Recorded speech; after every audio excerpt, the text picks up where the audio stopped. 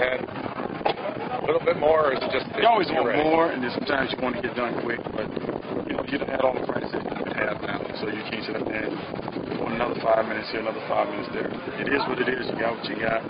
You have to just keep staying focused on keep the guys in sound momentum. You got, as we stand here now, you've got 2 days and like 4 hours until kickoff. How do you not go nuts over the next 52 hours or whatever it is? You don't.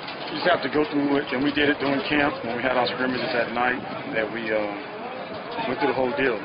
Day off, movies, breakfast, pre-game meal, all the ritual that we did 3 times. So you don't wear yourself out and think about, okay, I got this to do, you have that to do. Now you don't have anything. You just have to keep going. Is there a downside to playing a Thursday night game, you know, when you've got classes and all that going on, or can you treat it like a Saturday night game, kind of? If you're at home, all Wednesday is a Friday. If you're away, then you travel on that Wednesday. So it's basically the same, but you don't have class on Thursday, you don't have class on Friday. So you don't have classes on Saturday, so it's all the same. I saw you mentioned that you're probably going to play if there's no rain, field conditions are good. Y'all guys was cool. Y'all just don't listen. I'm not I saw that post, but I mean... I said he will get his opportunities when he's ready. Okay, so in some form or fashion, hopefully we'll get him in the game. If it rained like we did out here on the practice, we was going to scrimmage him. He did not scrimmage because of the rain. So I said we will not put him in that situation. So if he's ready, he's going to do it, he'll get some carries to him, or whatever he needs to get done. What have you seen from him in practice that's encouraging as far as feedback? Just to see if he can do something, that's all. It's not nothing he haven't been doing. He just need to get the full contact in. I know you've talked about numbers a lot in the past. What have you learned about this team's depth throughout fall?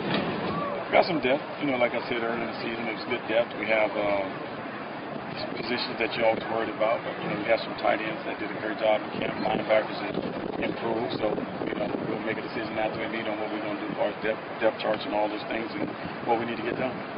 How confident more are you in pass protection than last season? Do you have the same level of confidence? Do you think you'll be better in that area? Well, we'll find out. In general, what does it mean to a defense to have those 2 stout defensive tackles up front? Anytime you have defensive tackles, you can probably control the line of scrimmage. You look at all the Super Bowl teams and all the great defenses, they always had great defensive tackles inside. So, you know, after double teaming guys, you can't single block those guys. So whenever you have those guys, you can dominate a lot of times inside and the defense. Is that one of the hardest positions to find? Yes, it is. Because everybody looking for them. You know, you've got a million receivers, a million DBs. It's hard to find those big guys inside. And if you get one that's real athletic, you can do a lot of different things. If you get 2, you're exceptionally well. And Joe Taylor was saying that he hopes he can get to the point where he's sort of guaranteed that he's going to play in Miami or Florida or something like that every year. I know you guys like to play them. Would you like to see that point where at least one of the big 3 gives them a shot every year? All the time. I think it's good to play in state. You know, you have an opportunity to play some teams in state, and you know, I know for a fact, you know, talking to me and Kirby discussed about playing at least 2 teams every year in the state. You know, every year we're just going to pick 2 teams and see if we can always have them on the schedule, which is going to be great for us and great for the state, so it's always good. Did you have a team maybe stay together, and I don't know, hotel or whatever, but do you have... You always go that night before a game. Always hotel even for home games? Yeah, that's always. Every college team does. Yeah, every college team does. With Kerwin, I guess, said you're going to release a depth chart at some point, maybe even tonight. How much should that be taken with a grain of salt in the sense that maybe they'll change by tomorrow or next week or whatever? Well, things change after the game is over. With injuries, nicks. You have guys who improved in the game, guys who did a lot of good things. So the depth charts really don't mean too much. You guys like them, so it really don't make a difference to me. You mentioned 1 or 2 D tackles. Are those guys in your team skill set? We'll see. When the truck is here, does that mean it's finally? Yeah, that's finally it. time. It's over. Pack the bags, load up, take it to the stadium, and unpack, and see you in 2 days and 48 hours. How you say, the next 48? That's what it is right now, the next 48. You going to recommend a certain game day movie?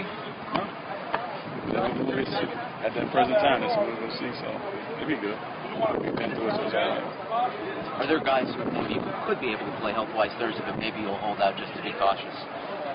Don't know until we talk to the doctors and everybody. So we'll have to talk to the doctors inside. A lot of different things where to make that decision. All right. Thanks, Randy. Good Thank luck. you.